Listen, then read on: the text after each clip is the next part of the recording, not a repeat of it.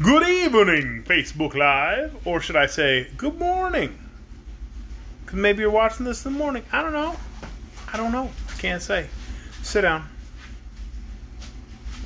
Thank you. See, they all want to come over here now, but like when I was telling them we were getting ready to go live, everybody ignored me. So they can sit down right now. Yeah, I think so. Sorry about last night. I've been going through some health stuff, and last night for some reason I just felt really, really sick and really, really tired, and like laid down at 6:30 thinking I'll just lay down for a few minutes, and I passed out. So sorry I didn't get to read to you last night, but I will read to you tonight. Tonight we will read chapter 12 of the Patchwork Girl of Oz. This one's called The Giant Porcupine. That doesn't sound like a character we already know, so maybe we'll get to do it. We'll find out. Next morning, they started out bright and early to follow the road of yellow bricks toward the Emerald City. The little Munchkin boy was beginning to feel tired from the long walk, and he had a great many things to think of and consider beside the events of the journey. At the wonderful Emerald City, which he would presently reach, were so many strange and curious people that he was half afraid of meeting them and wondered if they would prove friendly and kind. Above all else, he could not drive from his mind the important errand on which he had come, and he was determined to devote every energy to finding the things that were necessary to prepare the magic recipe. He believed that until dear Unc Nunkie was restored to life, he could feel no joy in anything, and often he wished that Unc could be with him, to see all the astonishing things Ojo was seeing. But alas, Unc Nunkie was now a marble statue in the house of the Crooked Magician, and Ojo must not falter in his efforts to save them. The country through which they were passing was still rocky and deserted, with here and there a bush or a tree to break the dreary landscape. Ojo noticed one tree especially because it had such long, silky leaves and was so beautiful in shape. As he approached it, he studied the tree carefully, wondering if any fruit grew on it or if it bore any pretty flowers.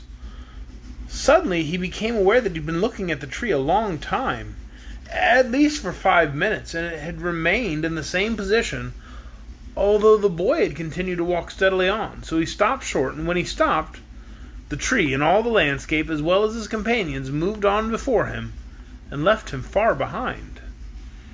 Ojo uttered a cry of astonishment, and it aroused the Shaggy Man, who also halted. The others then stopped too and walked back to the boy. "What's wrong?" asked the Shaggy Man. "Why, we're not moving forward a bit, no matter how fast we walk," declared Ojo. "Now that we have stopped, we are moving backward. Can't you see it? Just notice the rock." Scraps looked down at her feet and said, "Yellow bricks are not moving." "But the whole road is," answered Ojo. "True, quite true," agreed the Shaggy Man. "I know all about the tricks of this road, but I've been thinking of something else and didn't realize where we were." "It will carry us back where we started from," predicted Ojo, beginning to be nervous. "No," replied the Shaggy Man, "it won't do that, for I know a trick to beat this tricky road. I've traveled this way before, you know. Turn around, all of you, and walk backward." "What good'll that do?" asked the cat. "You'll find out if you obey," said the Shaggy Man. So they all turned their backs to the direction in which they wished to go, began walking backward. In an instant, Ojo noticed they were gaining ground, and as they proceeded in this curious way, they soon passed the tree, which had first attracted his attention to their difficulty. "How long must we keep this up, Shags?" asked Scraps, who was constantly tripping and tumbling down, only to get up again with a laugh at her mishap. "Just a little way further," replied the Shaggy Man. A few minutes later, he called to them to turn about quickly and step forward, and as they obeyed the order, they found themselves treading solid ground. "That task is well over," observed the Shaggy Man. "It's a little tiresome to walk backwards, but that's the only way to get through this part of the road, which has a trick of sliding back and carrying with it anyone who's walking upon it." With new courage and energy, they now trudged forward, and after a time came to a place where the road cut through a low hill, leaving high banks on either side of it. They were traveling along this cut, talking together, when the Shaggy Man seized Scraps with one arm, and Ojo with another, and shouted, "Stop!" "But what's wrong now?" asked the Patchwork Girl. "See there," answered the Shaggy Man, pointing with his finger. Directly in the center of the road lay a mysterious object that bristled all over with sharp quills, which resembled arrows. The body was as big as a 10-bushel basket, but the projecting quills made it appear to be 4 times bigger. "Well, what of it?" asked Scraps. "That is Chiss, who causes a lot of trouble along this road," was the reply. "Chiss? What's a chiss?" "I think it is merely an overgrown porcupine, but here in Oz they consider Chiss an evil spirit. He's different from a regular porcupine because he can throw his quills in any direction, which an American porcupine cannot do. It's what makes old Chiss so dangerous. If we get too near, he'll fire them quills at us and hurt us badly." "It will be foolish to get too near," said Scraps. "I'm not afraid," declared the Woozy. "This Chiss is so cowardly, I'm sure. And if it ever heard my awful, terrible, frightful growl, be scared stiff." "Oh, can you growl?" asked the Shaggy Man. "That is the only ferocious thing about me," asserted the Woozy with evident pride. "My growl makes an earthquake blush and the thunder ashamed of itself. If I growled at that creature you call Chiss, it would immediately think the world cracked in two, bumped against the sun and moon, and that would cause the monster to run as far and fast as its legs could carry us." "In that case," said the Shaggy Man, "you are now able to do us all a great favor. Please growl." "But you forget," returned the Woozy, "my tremendous growl would also frighten you. And if you happen to have heart disease, you might expire." "True, but we must take the risk," decided Shaggy Man, bravely. "Being warned of what is to occur, we might try to bear the terrific noise of your growl, but Chiss won't expect it. It will scare him away." The Woozy hesitated. I'm fond of you all. I hate to shock you," it said. "Never mind," said Ojo. "You may be made deaf. If so, we will forgive you." "Very well, then," said the Woozy in a determined voice, and advanced a few steps toward the giant porcupine. Pausing to look back, it said, "All ready?" "All ready," they answered. "Then cover up your ears and brace yourselves firmly now, and look out." The Woozy turned toward Chiss, opened wide its mouth, and said, "Queek!"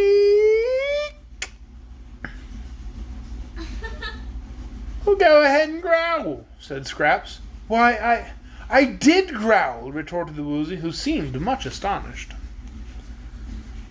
"What, that little squeak?" she cried. "It is the most awful growl that was ever heard on land or sea, in caverns or in the sky," protested the Woozy. "I wonder you stood the shock so well. Didn't you feel the ground tremble? I suppose Chiss is now quite dead with fright." The Shaggy Man laughed merrily. "Poor Woos," said he. "Your growl wouldn't scare a fly." The Woozy seemed to be humiliated and surprised. It hung its head a moment as if in shame or sorrow, but then it said with renewed confidence, "Anyhow, my eyes can flash fire, and good fire, too, good enough to set a fire to a fence." "That is true," declared Scraps. "I saw it done myself. But your ferocious growl isn't as loud as the tick of a beetle, or one of Ojo's snores when he's fast asleep." "Perhaps," said the Woozy humbly, "I have been mistaken about my growl. It has always sounded very fearful to me, but that may have been because it was so close to my ears." "Never mind," said Ojo soothingly. "It is a great talent to be able to flash fire from your eyes. No one else can do that." As they stood hesitating what to do, Chiss stirred, and suddenly a shower of quills came flying toward them, almost filling the air. There were so many.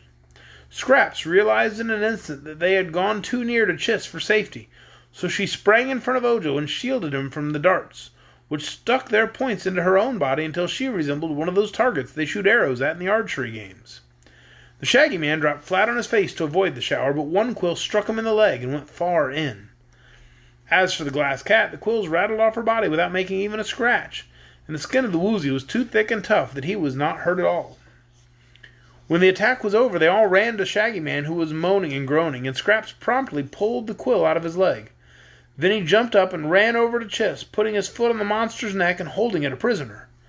The body of the great porcupine was now as smooth as leather, except for the holes where the quills had been, for it had shot every single quill in that one wicked shower. "Let me go!" it shouted angrily. "How dare you put your foot on Chiss?" "I'm going to do worse than that, old boy," replied the Shaggy Man.